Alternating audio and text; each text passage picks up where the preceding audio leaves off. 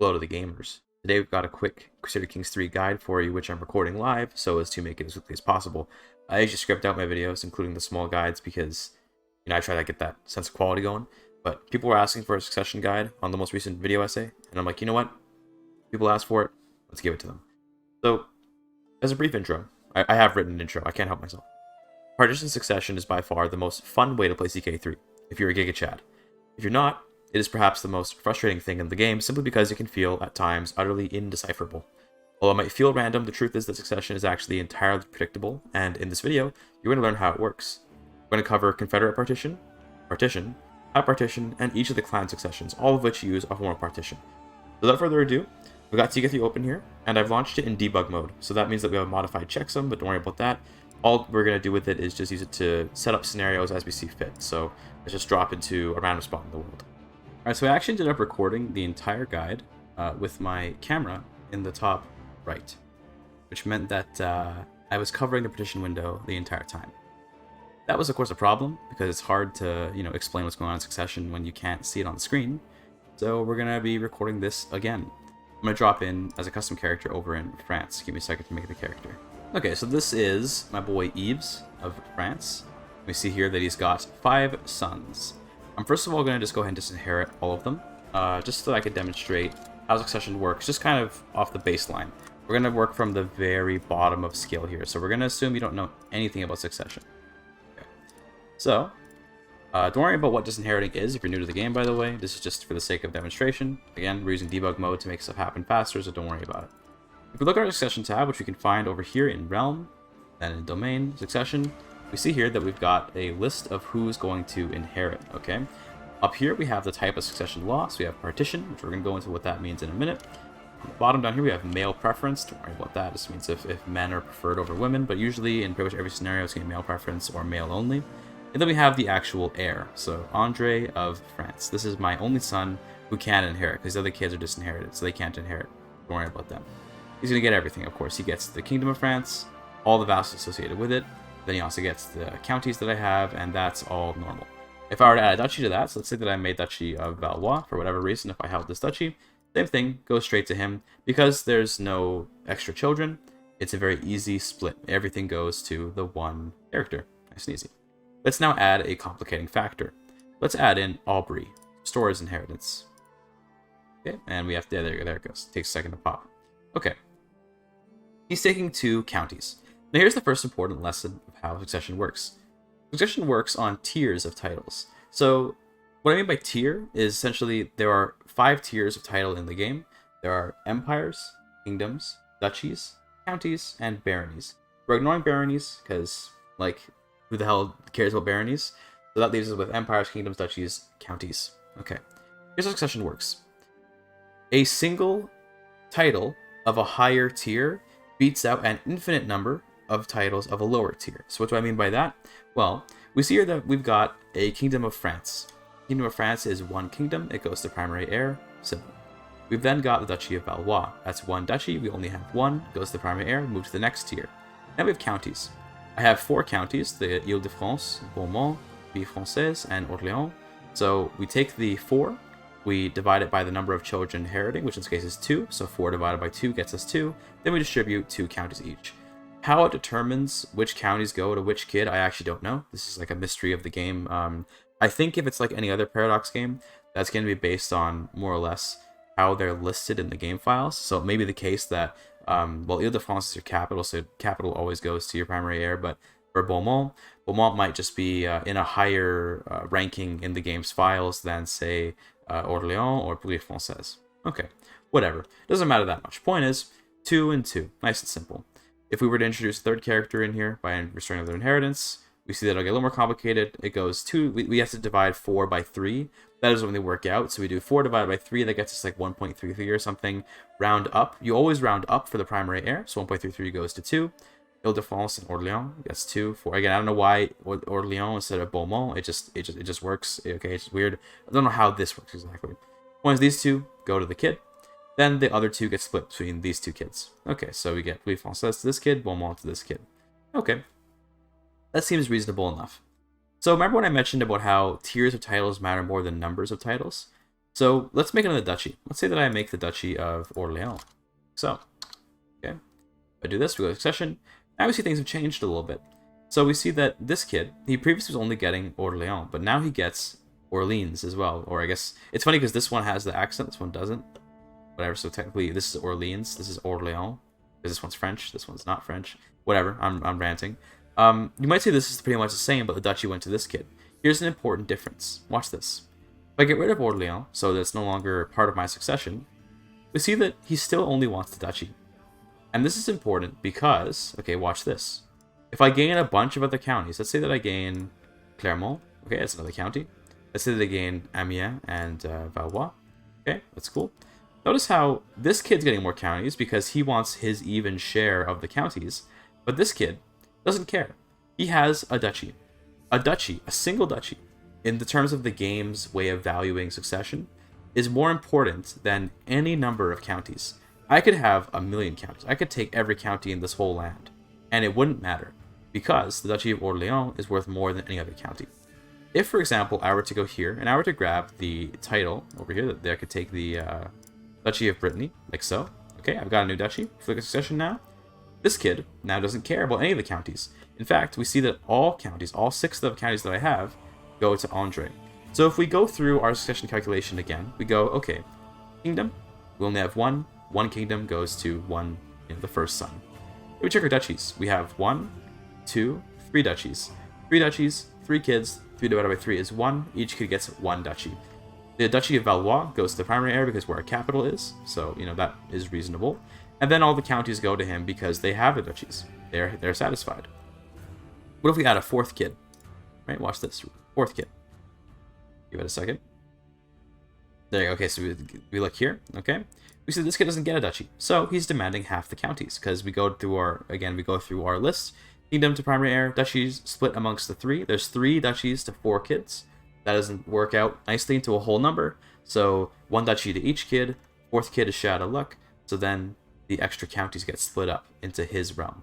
So that's kind of how that works. It's pretty simple once you kind of sit down and think about it. Basically, the tier matters more. Watch this. If I make another kingdom, okay, so he needs some cash first of all. Let's get some cash. Make another kingdom, like Aquitaine, for example. Watch this. Now, he doesn't even care about his old duchy. He just says, oh, a kingdom, I'll take that. So we go through our list again. Kingdom of France, Kingdom of Aquitaine. 2 kingdoms for 4 kids. Again, 2 divided by 4 is 0.5. Round up to 1. 1 goes to Andre, 1 goes to Aubry. Simple as that. Go to our next tier. We have duchies. We have 1, 2, 3 duchies. 3 duchies for 3 kids. The reason why it's only 3 and not 4 is because one of the kids already has a succession. He no longer cares. We can have 1,000,000 duchies. He doesn't care. He gets his kingdom. Okay. 1 duchy for each kid. And then we have 6 counties for 1 child. Because again, they have their successions. They don't, or rather their partitions, whatever. They have their share. They don't care. 6 go to the count. Okay. That's pretty simple. We can keep adding kids and keep complicating it, but there's no reason to do that. That's the very basic of partition. Okay. Let's look at some more examples. So what if you've got no duchies? Let's say that we destroy all of our duchy titles. Like this. Go like this. Okay, and we go like this. The no duchies means the counties get split up, as you would expect. But again, the kingdom means that the kid doesn't care about anything else. If we get rid of the kingdom, though, it goes like this again. So again, we split up the titles. With all the counties, we have 6 counties divided amongst 4 kids. That, again, doesn't divide evenly. So we go 2, 2, 1, 1. That's how we get to 6. It's, that's pretty much the rule for partition. So this is going to apply to every partition scenario that we get into. When it comes down to kingdoms and stuff, so for example, if I were to go back and make those kingdoms again, Brittany, Aquitaine, go. See that now we go back to this system. I'm going to just inherit this kid because 3 is usually a good number to play with. So we see that it's basically 1 kingdom to each kid. Okay. Now, what about if, say, we wanted to satisfy a succession demand before we had to deal with, succession properly? Okay. So you might think, all right, could I give, for example, my son here, Aubry, could I give him a little bit of land plus his kingdom? There's a very important caveat. So when you give land to someone, all right, these counties count towards his demands for succession. So if you look at this, he was demanding 2 counties because they were part of his de jure realm. Now he doesn't demand them at all. If, that's all good. If I get rid of these, if I get rid of this, I get rid of this. Yeah, I need more prestige. Give myself like infinite prestige. Okay, get rid of this. We see that, in theory, there should be more of a demand coming through, but it's not because he already has counties. If I were to give him even more counties, say I snap up more land from this guy, if I were to go like this, and we were to give him this title, we see that now he shouldn't actually be demanding anything. So because he has his 3 titles, he doesn't care. He's got his 3 counties. This is basically appeasing him, more or less. I've given him what he would have demanded anyway from the succession. This kid, though, still wants his 3. I can do the same thing with him. So I could go over to, say, to Montague. I could say take domain and realm. Again, this is just using debug mode to make this go faster. And I could take Turan. Okay. Succession. Look at this kid. Again, don't worry about how things have changed, because remember, succession's very dynamic, but go like this. Okay. And we look at succession again. Looks like I have an extra county. Okay, let's just give this away. So they each are demanding 1 now. And this is because if we add up all the counties, we have 4 plus 3 gets us 7. Plus 3 again is 10. 11, 12. So there's 12. They have 3. We can do basically 12 into 3 makes 4. So that everyone wants 4 counties. So think of it like this, right? We have 12. We have 6 counties. Okay. Like, well, okay. Let me do it this way. This is a better way to put it. We take back our old counties, right? So now we have 12 counties. So 4, 4, 4. 3 kids, 12 counties, 4 counties each. Please come back to my realm, please.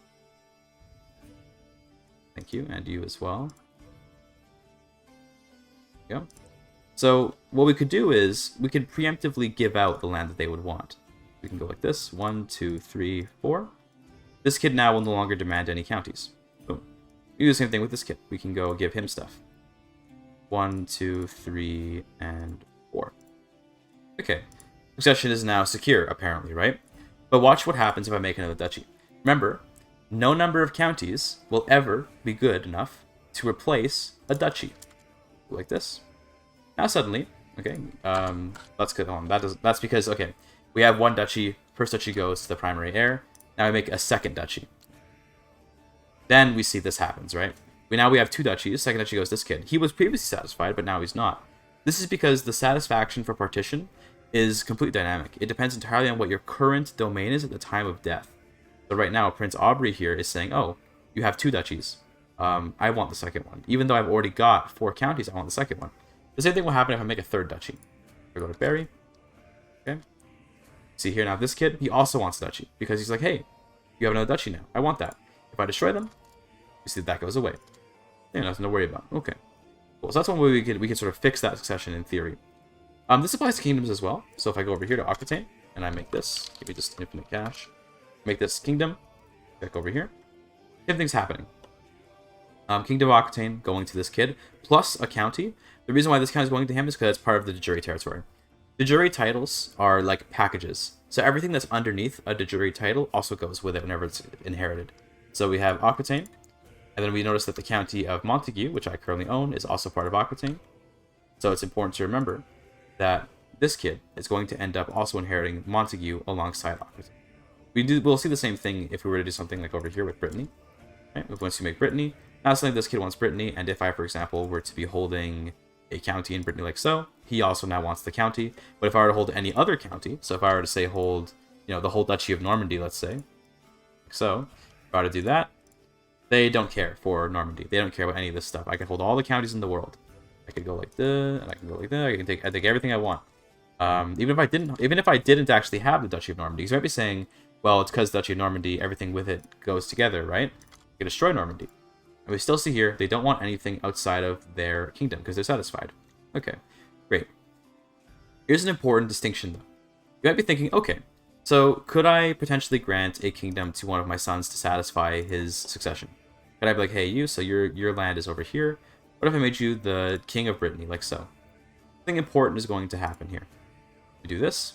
He leaves the realm because we're of equal rank, first of all. And second, we check this. He suddenly wants land again. This is an important thing to remember about succession.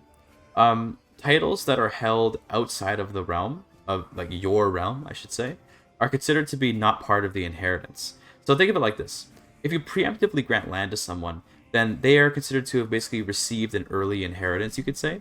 But if it's outside the realm, and it's independent or it's in a different realm, then they look at it as like, well, this is my land and I earned this myself, even though you granted it to me, but we'll ignore that part. This is my personal land. I also want my inheritance. The best way to consider it is, imagine if you were like a Viking. Let's say you were, Denmark. Let's say our boy Knud Svensson here. He went on some grand adventure and he conquered Poland for whatever reason. He conquered Poland. That shouldn't mean that he is denied an inheritance from his father, should it? It's basically using that logic to justify why this kid still wants an inheritance despite already having a kingdom. But if I were to become an empire, so watch this, right? If I were to become an empire, if I bypass requirements, become an empire, and then I were to vassalize Brittany. So if we check here again, we're an empire now. He still makes his demands. But if I were to go like this, offer vassalage, you see that now his demand is gone. But he's back to being in my realm. He's considered to have received an early inheritance, right? The same thing would happen if I were to make another empire title. He would want an empire title. But yeah, that's an important distinction to keep in mind, is when they're in your realm, they're considered to be part of the inheritance. If they're not in your realm, it's considered not part of the inheritance. Okay, cool. So that's partition succession pretty quickly demonstrated. There's all sorts of different independent scenarios you could have, but ultimately, this is the rules, right? So I'm going to put up a little notepad on the screen. Editor. I'm the editor, by the way. Put that in there. Put the little notepad of rules. Confederate Partition creates titles of equal tier. So to quickly go over that, I guess I kind of skipped over that. If I were to hold another empire, like say the Holy Roman Empire, if I were to say just take this title and all of its vassals, right? Okay, cool. Now the HRE, whatever. Let's go ahead and remove the law from it, because elections complicate things. And then if we were to switch over to Confederate Partition, like so, and then I were to destroy the HRE. So right now we see that this kid, he inherits the HRE, as you would expect, because of partition. We see here, though, that the Empire of Italia also gets made. This is part of Confederate Partition. If we go back to partition, so, we'll see that that goes away. He no longer wants the Empire of Italia. It doesn't get created for him. We go back again, Confederate Partition, and you got to pass a day to make it actually kick in. He wants Italia. See what's happening there? We destroy the HRE. Prestige for that. Destroy the title. Okay. Go into succession. We see that both they'll create the HRE. They'll create Italia. Go to partition.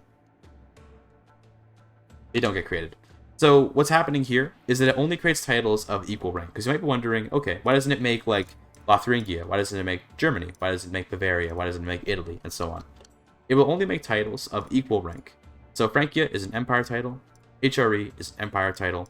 It'll only create titles of the equal rank. So I'm going back to Confederate Partition. It creates equal rank empires. That's how Confederate succession works. Okay.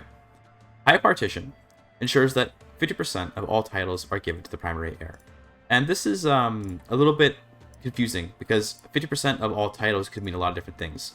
If we turn it on right away, we'll see that what happens now is that one of the kids just like drops out of succession because he's already got his kingdom. But let's say that we took away his kingdom. Let's just take his domain, right?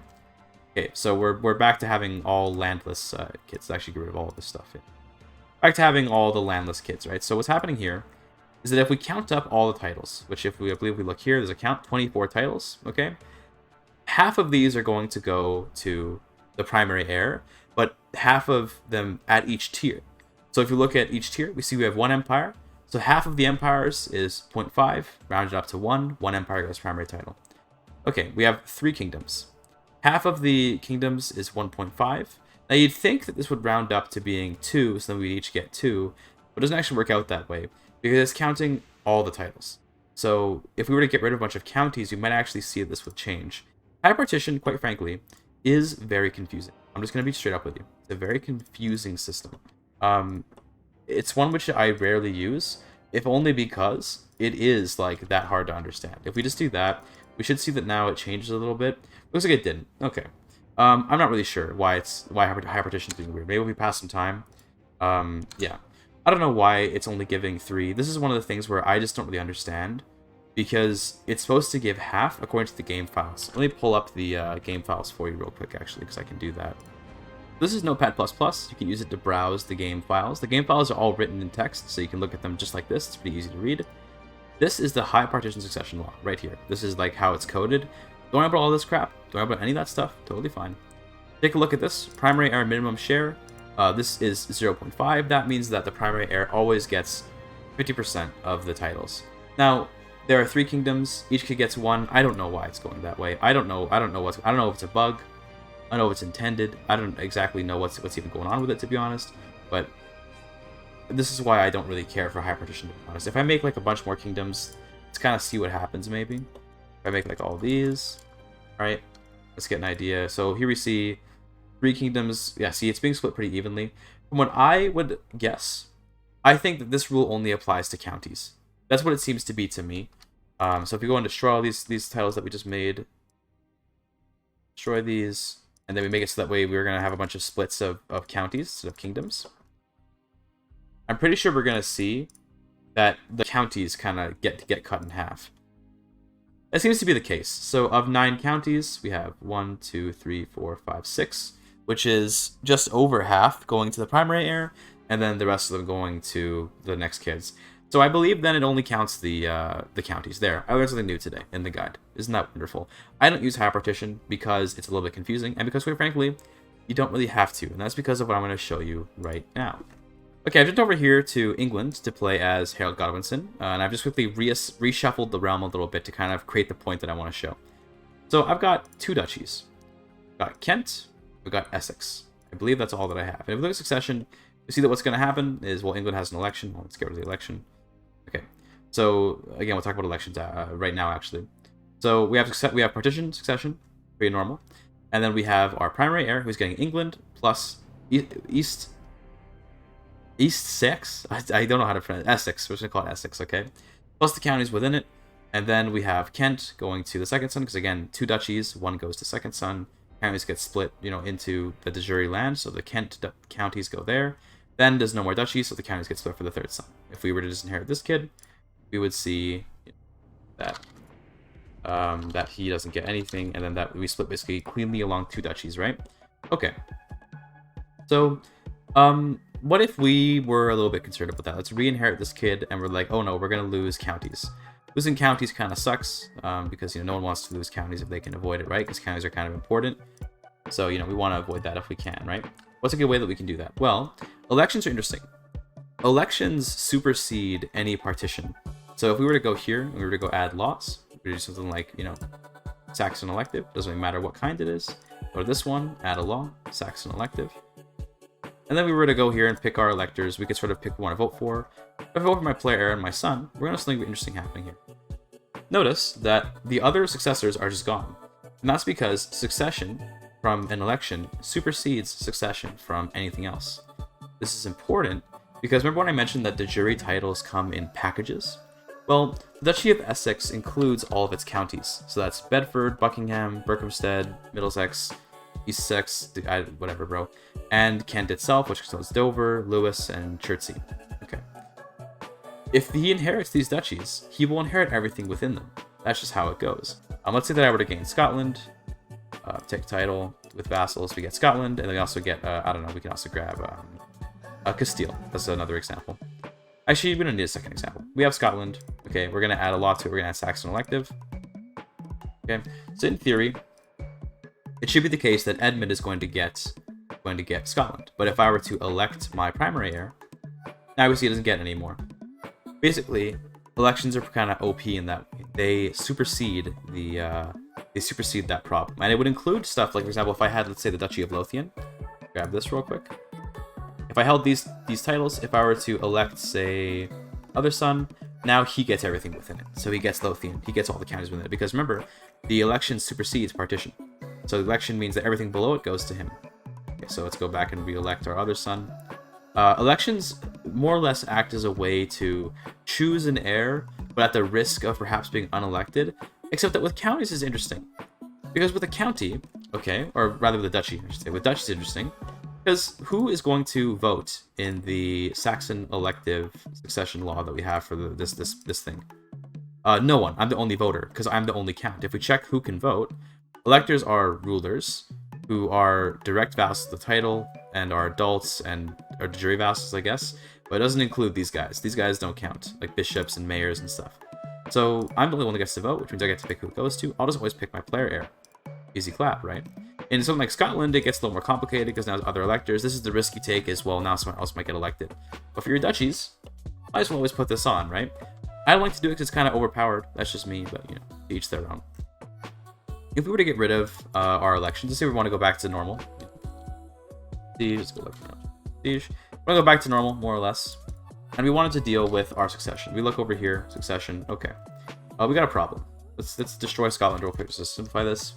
We're losing duchy titles to our kids, right? We don't want to lose Kent, because Kent is, you know, got our domain in it, but I've got Lothian. And I'm like, okay, well, I can give away Lothian. Let's look at my son here. Let's give him, first of all, get him back in my court. Add to court. Let's go ahead and give him Lothian early. This is early inheritance. He should now be satisfied, which he is. He's like, okay, cool. Then I might go look at my other vassals. I might say, okay, hey, you Northumbria, you don't deserve to have your titles. Take your domain and realm.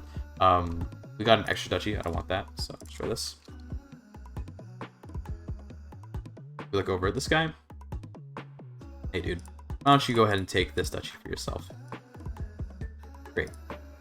Look over here, and we see that he still wants Kent. Now, what's happening here, okay, is we have to count up how many duchies exist in total in the inheritance. So there's a distinction between your domain and your inheritance. The domain is everything that you currently hold. So this is the number, the 11 out of 12, and it also includes your duchies and stuff. So this is like, you know, the stuff that you currently have. We currently hold 2 duchies. Okay, cool, right? The problem going on here is that our inheritance is not 2 duchies. Our inheritance is 4 duchies. It's the Duchy of Essex, Kent, and then what we gave out, Ira and Lothian. That's 4 duchies, okay? Now, the land is being split between 2 sons. 4 duchies divided by 2 is 2 duchies each. So they're going to be demanding their rightful duchies. This guy wants another duchy. The other guy, I think, does he already have 2? No, okay, but basically it's splitting so that one goes to the primary heir, and then another one goes to this guy in Lothian. This is something to keep in mind when you try to appease your children. They're going to change their demand based on what the actual inheritance that they're getting is and what the inheritance that's been given out is. So this guy can never really truly be satisfied. Let me get another duchy. So let's say that I conquered Gwynedd and I said, okay, I've got Gwynedd now, so, you know, let me give this out to one of my kids. Let's take title with vassals. Okay, cool. I'm going to say, okay, you get to control Gwynedd. Aren't you lucky? Lucky you, right? Now the other kid is saying, well, hey, there's 5 duchies on the table. 5 duchies. I want an equal inheritance. I want to get that. So then he's saying, okay, I'm going to ask for Kent now. So we can keep doing this loop forever. I can go and make Cornwall. Like so. I can go grant to this kid, and I can say, hey man, here's Cornwall. Aren't you happy with that? He'll say, yes, he is now. Okay, now because we've hit an even number. What's happening here now is that everyone is going to end up with, I believe it's going to end up with 3 duchies, or everyone ends up with 2. So now they're happy because everyone's equal. To see that my primary heir, he's going to inherit 2 duchies. He already has 2 duchies. He already has 2 duchies. Everyone's happy now. So this is important to keep in mind, that they're only happy because everyone's equal. It's not about them necessarily getting a share of what you have. It's about the equality between the kids. And this can be sort of a weird rule to keep an eye out for. The moment I make another kingdom, so if I were to go back to holding Scotland again, if I were to remove the law from it, it doesn't actually have, it doesn't have the law anymore. Well, notice suddenly the discussion goes out of whack again. Because now, this guy is going to get 2 kingdoms apparently. Well, that's not fair. He wants a 2nd kingdom, so then that happens, even though he was satisfied before. Same will happen if I were to go and make Wales. Wales, okay? He's all like, hey, there's 3 kingdoms, there's 3 of us. I should get a kingdom. So this is one thing to keep in mind, is that the inheritances are all very dynamic. And yeah, it can get pretty complicated. But effectively, you should be considering what, not necessarily these titles, like the list in the inheritance, but consider sort of the station of each child. This kid, in theory, would get like 3 kingdoms. And these kids are like, well, that's not fair. We don't have any kingdoms. They're going to split them 3 ways. That's how it works. It's not about the actual inheritance. It's about the standing after the inheritance. So let's keep that in mind. If I were to deprive these kids of all their land, again, if I were to be like, hey, take everything. Okay? Take everything, like so. We see that actually, he's fine with just taking back his kingdom. Those other duchies didn't mean anything to him. In this case, he's getting Lothian because, again, it's part of Scotland. So he's taking Lothian because it's part of his de jure kingdom. But those duchies didn't mean anything anymore because now the kingdom was there. Remember I mentioned, again, this is such an important part of this lesson. Kingdoms supersede duchies. Duchies supersede counties. You get even 1 kingdom worth more than every duchy in the game. So yeah, he didn't care to get those duchies back. He's happy to have this guy inherit 4 duchies in every county, as long as he gets his 1 kingdom, plus whatever's below it. Just keep that in mind. Beyond that, the last bit of advice, not advice, but the last sort of description of partition that I'll give is the clan partitions. So if you go over to like let's go over to the Seljuks, for example. These are actually really simple. They're actually very, very, very simple. Antagonist succession is basically basic partition. And then competitive succession is also basic partition. These are the same. These two are the same. This one, it says that the lion's share of titles. So this is actually a lie. We're going to go into the game code again to demonstrate this. So let me open it up on the screen for you. Here's antagonistic. Clan antagonistic partition is the exact same as regular partition. Then we have clan competitive. Again, the exact same as partition. We see the same stuff here. Just that it gives a different modifier. Just a little bit of different player error opinion, whatever. Then we get over to the impassive. That's the middle one. So impassive is the middle gray one. This has primary error minimum share 25%. Remember, high partition was 50% and it said lion's share. This is not lion's share. It just uses the same text for some reason, but it's 25%. So you see where this is 0.25. That's what tells you that. Next is friendly. This is the second highest one. This gives 33% of the titles. So again, not quite the lion's share, but a pretty good share. Then we get down to harmonious. This is the highest tier, 66%. This is actually the best partition in the game because it's better than high partition. So yeah, that's all it is. It's the exact same as high partition in that way. I wouldn't worry about it beyond that. They're literally the exact same as regular partitions. They just have different percentages that they give you. The text is a bit of a lie. The lion's share is not the lion's share. It's actually a much smaller number. Okay. With that, I believe you know everything that you need to know for partition succession. It's a good idea to kind of practice with it, fiddle with it, see what happens when you change things, and try to study up on that and learn from it and figure things out on your own. Because ultimately, I can tell you how things work, and I can give you advice, and I can talk to you about it, you can listen to me, but there's nothing that's more beneficial than playing the game more. Alright, this has been a quick little live guide, no script except for the intro, so I hope you enjoyed. Thank you for your time.